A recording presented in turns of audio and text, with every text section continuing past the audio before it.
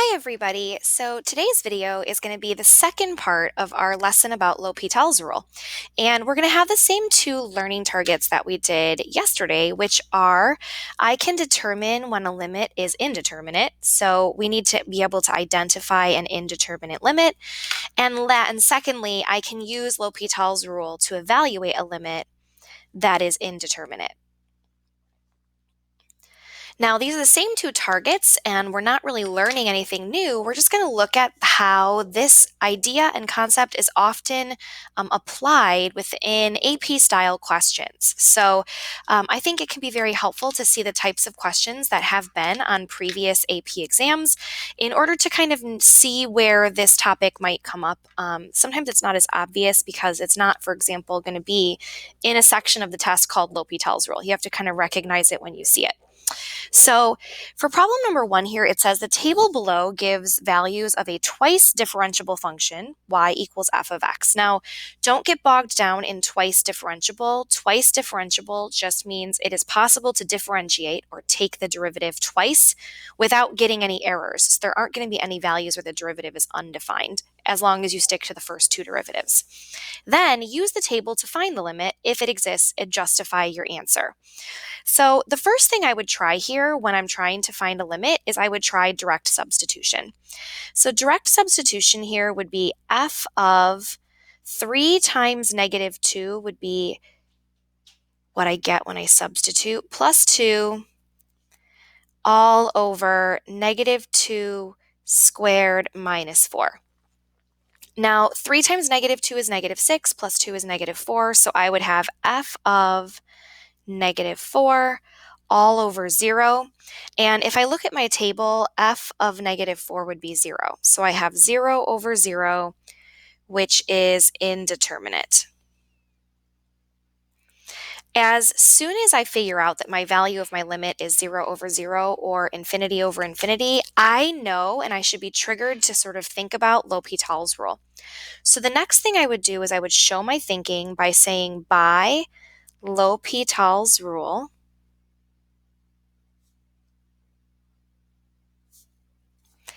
the original limit that I was trying to find, the limit as x approaches negative 2 of f of 3x plus 2 all over x squared minus 4 would be equal to the limit of the derivative as x approaches negative 2.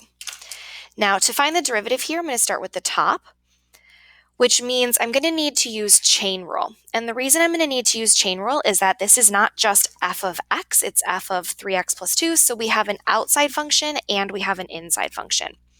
So the chain rule says take the derivative of the outside, f prime, leave the inside alone, 3x plus 2, and then multiply by the derivative of the inside, which would be 3. On the bottom, I would take the derivative of x squared minus 4, which is just 2x. Then I would try direct substitution again. So if I tried direct substituting, I get f prime of 3 times negative 2 plus 2 times 3 all over negative 4. Now, 3 times negative 2 is still negative 6 plus 2 is still negative 4. So I'd have f prime of negative 4 times 3 all over negative 4. And again, f prime of negative 4 is something I can find from my table. So f prime of negative 4 would be 8, which means I would have 8 times 3 all over negative 4, which is negative 24 over 4, which is negative 6. And that would be my answer. So what you're going to notice here is that although this problem is a little bit different because we're given a table of values instead of a function to work with, the process for showing your thinking with L'Hopital's rule is the same. We still need to establish that we have an indeterminate form of a limit. We still need to show that we're using L'Hopital's rule to take the derivative of the top, the derivative of the bottom, and evaluate the original limit, and then use direct substitution to figure out your final answer. All right, the next problem says the derivative for the curve y equals h of x is given by dy over dx is equal to 3x over y plus 2. Now, this is going to be important. I know one of the things that a lot of students have told me is that they often skip reading the instructions in math problems. However, the instructions here are going to be really important. They're telling me that the derivative of h, which is dy over dx, is this equation. They're giving me the derivative equation.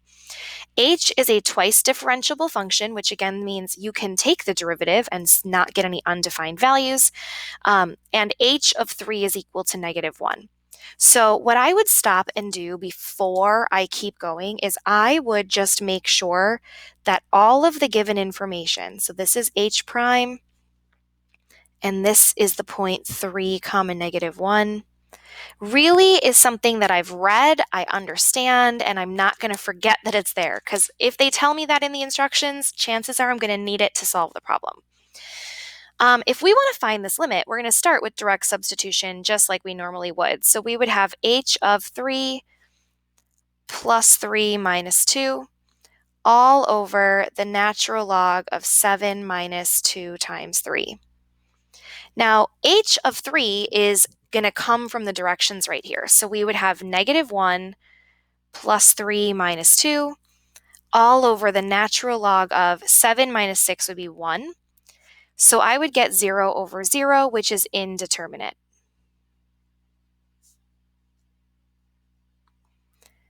Now, if I had not been careful, if I have not read the instructions, I may not have been able to solve this because I wouldn't have known h of 3. I don't have an equation. But reading the directions, it tells me what h of 3 is worth. So it's really important to make sure you understand that that's in the instructions for the problem. Because we get an indeterminate form here, we're going to show our work by saying that by L'Hopital's rule,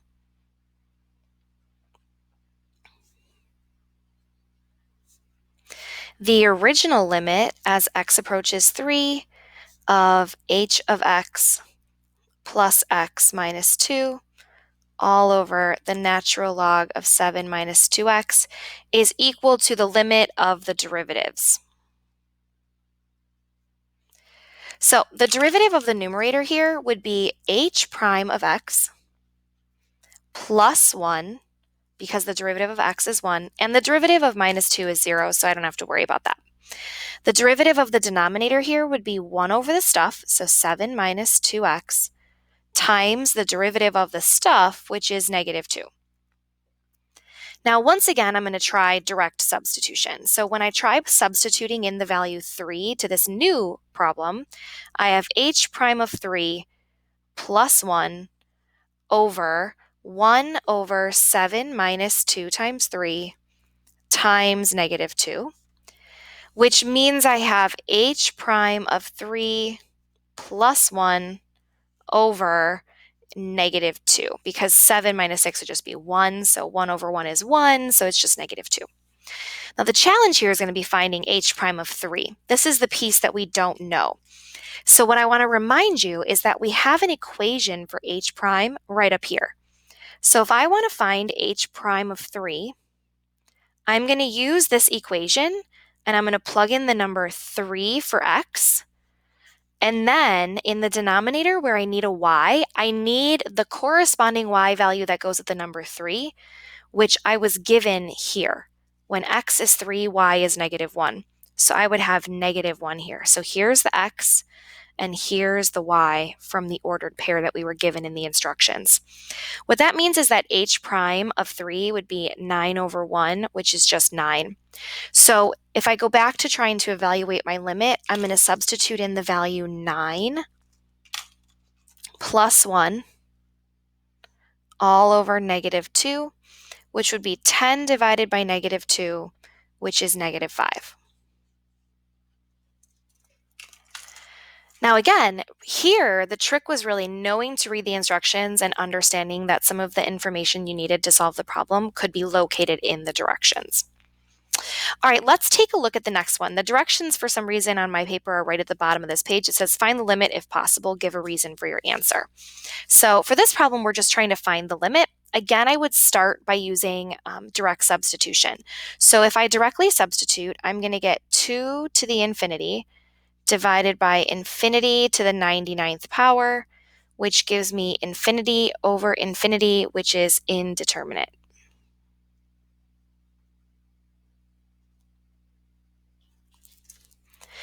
Now, there is going to be a shortcut way for doing this problem, but I want to show you why that shortcut works. So we're going to go through the kind of the long way here, and then we'll talk about the shorter way. By L'Hopital's rule, as soon as we have an indeterminate form,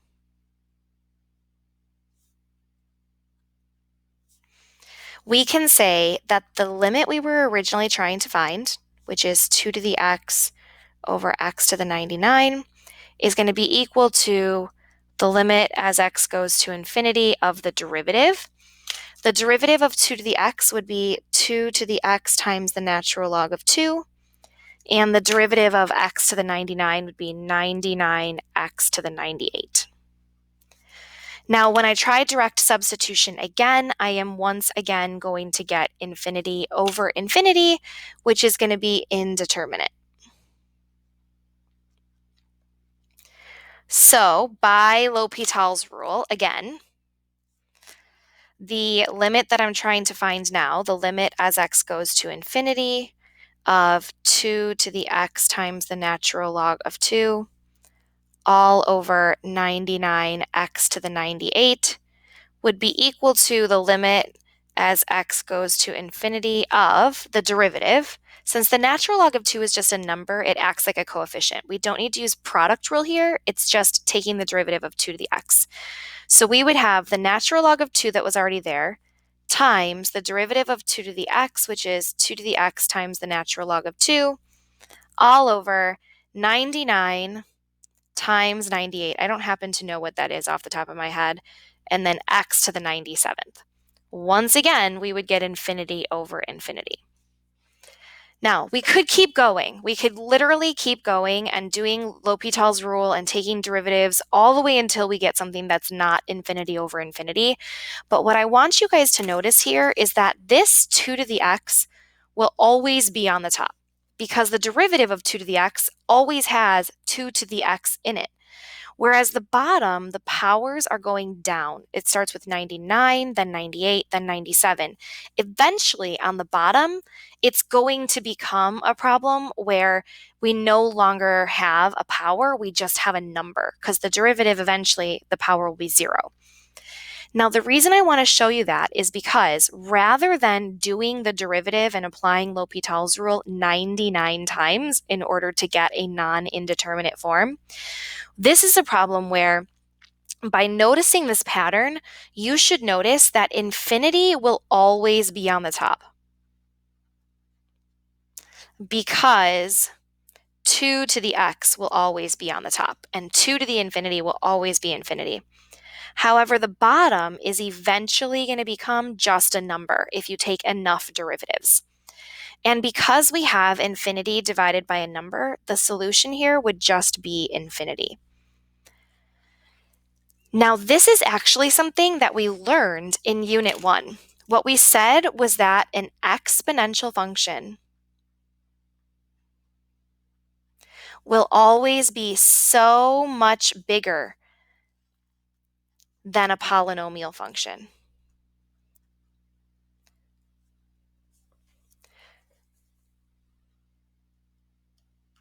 So much bigger. And so in this problem where the exponential's on the top, the infinity on the top is going to win. And you can see why it's going to win by looking at the powers on the bottom. When you start taking derivatives and applying L'Hopital's rule, they keep decreasing.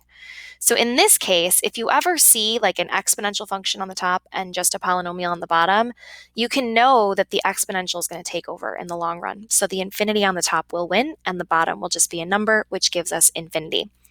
If this was reversed, you would have a number on the top and infinity on the bottom, so you would get 0. So you just have to think about which one will become a number and which one will just keep growing exponentially. All right, last but not least, this was actually a question that was on the 2019 AP test. So this is directly off of the free response questions.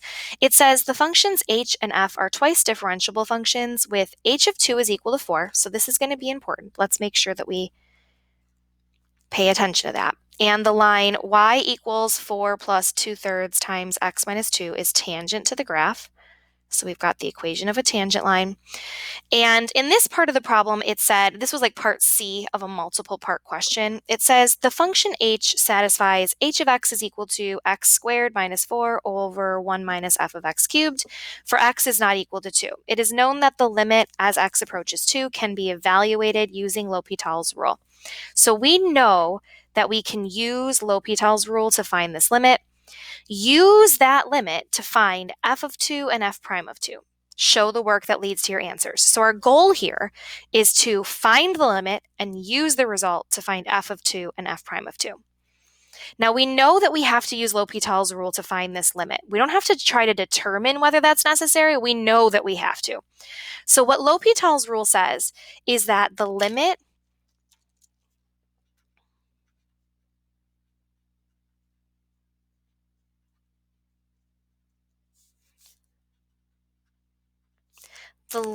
as x approaches 2 of h of x, so x squared minus 4, all over 1 minus f of x cubed, has to be equal to the limit of the derivatives. So on the top, we would have 2x, and on the bottom, when you take the derivative of 1, you get 0. And when you take the derivative of f of x cubed, you need to use chain rule. So we would have 3, leave the inside alone, squared times f prime of x. Now, we know that that's true because it tells us in the directions that this limit can be found using L'Hopital's rule. So the limit of the original has to be equal to the limit of the derivative. Now, the other thing it tells me in the directions is that h of 2 is equal to 4. So using this idea that h of 2 is equal to 4 from up here, I'm going to see if I can substitute in the number 2 to find one of these missing values. So since h of 2 is equal to 4, we know that 2 squared minus 4 over 1 minus f of 2 cubed has to be equal to 4. Now, one of the things I'm trying to find in this problem is f of 2. So let's see if we can solve this equation. So 2 squared is 4, minus 4 is 0. 0 over 1 minus f of 2 cubed is equal to 4. If I cross multiply here, I get 0 equals 4 times 1 minus f of 2 cubed. I'm going to divide by 4, so I get 0 equals 1 minus f of 2 cubed. Subtract 1, so negative 1 equals negative f of 2 cubed. 1, if I divide by a negative, I get 1 equals f of 2 cubed. So f of 2 has to equal 1. That's the first part of my answer. I found f of 2. Now I need to find f prime. So if I go back to the original instructions here, we know that because we can find the limit, this is a continuous function. So if the y value is 4, then the limit has to equal 4. Because in order for it to be a differentiable function, it has to be continuous. And if it's continuous, then the limit and the function value are the same.